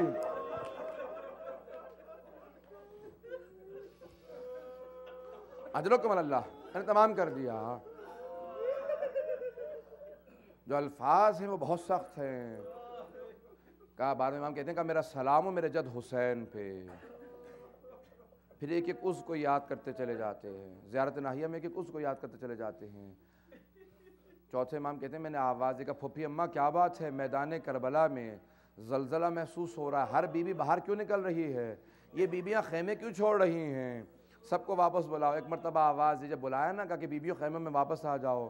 کہا پھوپھی اماں کیا بات ہے, کہا بیٹا میں کچھ نہیں بتا سکتی, میں خیمے کا پردہ ہٹاتی ہوں, اپنی آنکھوں سے دیکھ لو. ایک مرتبہ جناب زینب نے پردہ ہٹایا, امام سجاد نے نہ جانے کیا دیکھا, اپنے مقام پہ کھڑے ہو گئے, اشارہ کر کے کہا السلام علیکہ یا ابا عبداللہ, اے ابو عبداللہ حسین آپ پہ سلام ہو. پوچھا کیا دیکھا اپنے مولا کا, نیزے پہ میرے بابا کا سر بلند تھا. الا لعنت اللہ علی القوم الظالمین وسيعلم الذين ظلموا أي منقلب ينقلبون. اور ہاتھوں کو بلند کریں گے, دعا کریں گے. پروردگارا تو جب آسا اس لہجے کا, زیارت ناہیہ کے الفاظ ہیں. بار میں امام علیہ السلام کہتے ہیں کہ ایک ایسا وقت آیا جب میرے جد حسین شہید ہو گئے. والجواد یعنی کہتے ہیں, جواد کہتے ہیں سواری کو, گھوڑے کو. کہا کہ ان کا زلجنہ واپس آیا. کہا بیبیاں کیا کیسے سمجھیں کہ سید الشہداء گھوڑے سے گرے ہیں؟ کہا کیونکہ زلجنہ کی باگیں کٹی ہوئی تھیں اور زین لٹک رہی تھی. کہا جب کوئی آدمی گرتا ہے نا تو زین باقاعدہ لٹک جاتی ہے. کہا زلجنہ پہ زین لٹک رہی تھی, بیبیاں سمجھ گئیں کہ سید الشہداء گھوڑے سے گرے ہیں, خود اترے نہیں ہیں بلکہ گرے ہیں. تو کہا ایک بچی نے فوراً کھڑے ہو کے سوال کیا. بچی کا نام سکینہ بتایا جاتا ہے. سوال کیا, یا جواد هل سقیا ابی ام قتل عطشانا. زلجنہ جب میرے بابا خیمے سے گئے تھے تو بہت پیاسے تھے, بس اتنا بتا دے میرے بابا کو پانی پلا کے ذبح کیا تھا یا پیاسا مار دیا گیا. پانچویں امام کی روایت ہے, سنیے گا الفاظ سخت ہیں. پانچویں امام کی اپنی خود روایت ہے, کہا کہ زلجنہ کی آنکھوں کے آنسو سب بتا رہے تھے, کچھ پوچھنے کی ضرورت نہیں تھی. وہ جو آنسو بہا رہا تھا بیویوں سب آیاں تھا. کہ چاروں طرف سے بیویوں نے ناشرات الوضو, یعنی جو الفاظ ہیں نا بارہویں امام السلام کے, کہا کہ بیویاں چہروں کو پیٹتی جا رہی تھیں, بال بکھرائے ہوئے تھے, چہروں پہ ماتم کرتی تھی. آپ سینے پہ ماتم کرتے ہیں نا, کہ بیویاں چہرے پیٹتی جاتی تھیں, روتی جاتی تھی. پانچویں امام سے ایک سوال کیا آدمی نے, کہا مولا لوگ کہتے ہیں کہ جب سید الشہداء گھوڑے سے گر گئے تھے نا تو ان کا زلجنہ ان کا طواف کر رہا تھا. مورخین نے لکھا ہے, پانچویں امام سے روایت ہے, کہا امام حسین علیہ السلام کا طواف کر رہا تھا اور بلند آواز سے کوئی کچھ کہہ رہا تھا, آوازیں بلند کر رہا تھا. کہا مولا وہ کیا کہہ رہا تھا؟ مولا نے کہا الظلیمۃ الظلیمہ. وہ کہہ رہا تھا ارے اس سے زیادہ کیا ظلم ہو سکتا ہے, اس امت نے اپنے ہی نبی کے نواسے کو ذبح کر دیا. کہا اچھا مولا, کہا ہاں. کہ بار بار امام حسین کا مخاطب ہو گیا، کیونکہ طواف کر رہا تھا مولا حسین کا، تو مخاطب ہو کے ایک جملہ کہتا تھا اے مولا حسین ایک مرتبہ میری پشت پہ سوار ہو جائے، مولا ایک مرتبہ ہمت کر کے میری پشت پہ سوار ہو جائیں، میں آپ کو اتنی دور لے جاؤں گا پھر کوئی تیر نہیں لگے گا۔ سخت الفاظ ہیں کہ مولا میں اتنی دور لے جاؤں گا پھر کوئی تیر پہنچ نہیں سکے گا۔ پھر امام باقر کہتے ہیں کہ میرے دادا نے کہا کہ جا تو خیموں میں جا کے اطلاع دے دی میری شہادت ہو گئی ہے۔ کہا وہ روتا ہوا آیا، کہا مولا اس کو کیا ہوا؟ کہا جب اس نے بیویوں کو اطلاع دے دی نا تو پھر وہ جینا نہیں چاہتا تھا، اس نے اپنے آپ کو فرات میں گرا دیا۔ کہا حسین کے بعد زندگی کا کوئی مزہ نہیں ہے، اب میں جینا نہیں چاہتا۔ اللہ اکبر! یہ اگر پانچویں امام کی روایت نہ ہوتی، مولا کتنی عظمتیں ہیں سید الشہداء کی، کتنے مصائب کتنے زیادہ ہیں۔ بس بھی آپ مصائب پہ کہتے ہیں کہ مصائب کتنے ہیں، کوئی کبھی سوال نہ کرے مصائب کتنا زیادہ، ابھی تو ہمیں مصائب پہنچا ہی نہیں ہے، مصائب کتنا ہے۔ پروردگارہ تجھے واسطہ ان بیویوں کا جو گودے اجڑی ہوئی لوٹی ہوئی واپس مدینے پہنچی، اور سب سے پہلے جناب زینب کبریٰ نے کہا بیٹا سید سجاد ہم سب سے پہلے نانا کے روضے پہ جائیں گے۔ کہا ٹھیک ہے پھوپھی اماں، لیکن امام سجاد نے قافلے کو روک دیا مدینے سے باہر۔ آواز کا بشیر ابن جذلم کا بشیر پہلے جا کے اطلاع دے دو کہ حسین مارے گئے ہیں، ایک مرثیہ جا کے سنا دو، کیونکہ ایسا نہ ہو کہ ہم اچانک جائیں تو لوگ دیکھ کے مر جائیں۔ جناب ام المؤمنین بھی زندہ تھے، جناب ام سلمہ تھیں، جناب فاطمہ صغریٰ، کتنے لوگ تھے، کہا کہ وہ تو برداشت نہیں کر سکیں گے اتنا مصائب، کہ پہلے اطلاع دے دو۔ بس بھئی جملے سن لیجیے گا، میں زمان تو کر رہا ہوں، آج میں نے مصائب تفصیل سے نہیں پڑھا ہے، بس بھئی دعا کے جملے ہیں۔ پروردگارہ واسطہ اس لہجے کا جب بشیر نے جا کے مسجد نبوی میں کھڑے ہو کے اعلان کیا الا قد قتل الحسین بکربلا، اس سے پہلے جو جملہ کہا تھا یا اہل یثرب لا مقام لکم بہا قتل الحسین بکربلا، یہ کیوں؟ علماء نے بحث کی ہے، انہوں نے یثرب کیوں کہا، بشیر نے کیوں نے کہا مدینے والو؟ کہا کہ اے مدینے والو، مدینہ کا نام مدینہ رسول خدا کی وجہ سے رکھا گیا تھا، جب مسلمانوں ہی نے رسول کے نواسے کو مار دیا ہے تو پھر مدینہ کا نام پلٹا کے یثرب کر دو دوبارہ۔ کہا کہ اے یثرب والو، نواسہ رسول کو ذبح کر دیا گیا۔ سب کے سب رونے لگے۔ جناب محمد حنفیہ جن کو سید الشہداء نے اپنا وصی قرار دیا تھا کچھ دیر کے لیے وہاں پہ، جب تک سید الشہداء جناب امام سجاد نہ آئے بھائی کو، انہوں نے کسی سے سنا کہ امام حسین کا قافلہ واپس آ گیا ہے، یہ نہیں سنا کہ قافلے میں سب مارے گئے ہیں، یہ سنا کہا کہ امام حسین کا قافلہ واپس آ گیا ہے۔ فوراً گھوڑے پہ سوار ہوئے، کہا بھائی کا استقبال میں خود کروں گا، گھوڑے کو ایڑ لگائی، فوراً مدینے سے باہر نکلے کہ اس مقام پہ قافلہ موجود ہے۔ جیسے انہوں نے دور سے دیکھا نا کہ قافلے میں جناب عباس کا علم جناب سید سجاد نے پکڑا ہوا، انہوں نے اپنے گھوڑے کو روک دیا اور فوراً سوال کیا، کہا این اخی الحسین، میرا بھائی حسین کہاں ہے؟ کہا قد ذبح بکربلا، چچا جان انہیں کربلا میں ذبح کر دیا گیا ہے۔ جملہ کہا کہ اتنا سب کچھ ہو گیا، میرا بھیا عباس کہاں تھا؟ کہا قد قتل بکربلا، کہ سب مارے گئے ہیں۔ کہ اور کچھ نہ بتانا مجھے، اب میں اور کچھ سوال نہیں کروں گا، بس اتنا بتا دو علی و بطول کی بیٹیوں کا کیا ہوا؟ کہ چچا انہیں یزید کے دربار میں لے جایا گیا، کوفہ و شام کے بازاروں میں پھرایا گیا۔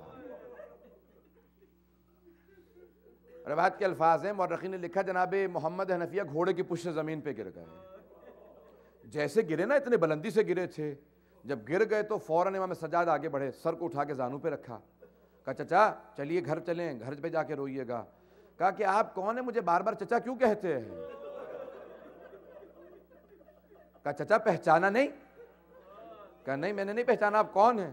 کہا چچا میں سید سجاد۔ کہا چچا میں زین العابدین ہوں، میں سجاد ہوں۔ کہا سجاد تو 24 برس کا جوان ہے، یہ تیری داڑھی سفید کیسے ہو گئی؟ کہا چچا آپ نے سنا گھوڑے سے گر گئے، میں خود دیکھ کے آ رہا ہوں، جب بازاروں میں پتھر لگ رہے تھے،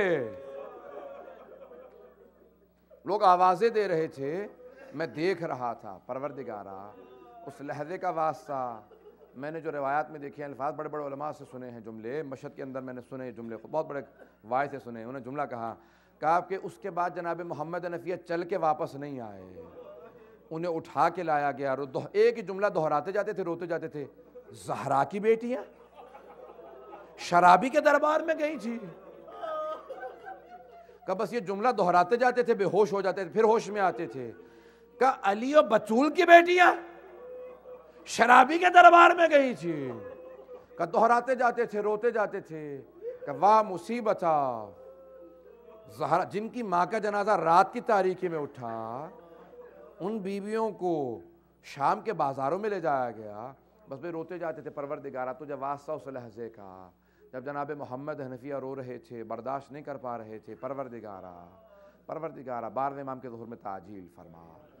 امام زمانہ کہتے ہیں میرے شیعوں سے کہہ دینا کہ جب بھی میرے ظہور کی دعا مانگے میری پھپھی زینب کا واسطہ دے، خدا اس واسطے کا بھی رد نہیں کرتا، میری پھپھی کی چادر کا واسطہ رد نہیں کرتا، پروردگارہ تجھے واسطہ دیتے ہیں چادر جناب زینب کا، امام زمانہ کو دیکھنا نصیب فرما، ہمارے گنہگار آنکھوں کو امام زمانہ کی زیارت نصیب فرما، پروردگارہ پوری دنیا سے دشمنان اہل بیت کو نیست و نابود فرما، طالبان کو غارت فرما، پروردگارہ مومنین کی حفاظت فرما، زائرین سید الشہداء کی حفاظت فرما، عزاداری کی حفاظت فرما، پروردگارہ ہمارے مقامات مقدسہ کی حفاظت فرما، کربلا کی حفاظت فرما، پروردگارہ بہت سے افراد زیارات پہ گئے ہوئے سفر میں، ان کو سفر میں کامیاب فرما، پروردگارہ پاکستان میں، بحرین میں، افغانستان میں، عراق میں سب کی حفاظت فرما، پروردگارہ تجھے واسطہ اپنے تجھے ڈال کر ہم سب کو ایمان پہ موت عنایت فرما، ہم سب کی عاقبت بخیر فرما، پروردگارہ ہمارا روز قیامت سید الشہداء کے عزاداروں کے اندر حساب کتاب ہو، پروردگارہ زندگی میں امام حسین کی زیارت عاشوراء کا جملہ ہے، پروردگارہ زندگی میں امام حسین کی زیارت نصیب فرما، آخرت میں امام حسین کی شفاعت نصیب فرما، ربنا تقبل منا انك انت السميع العليم بحق محمد وآلہ الطیبین الطاہرین المعصومین، ماتم حسین۔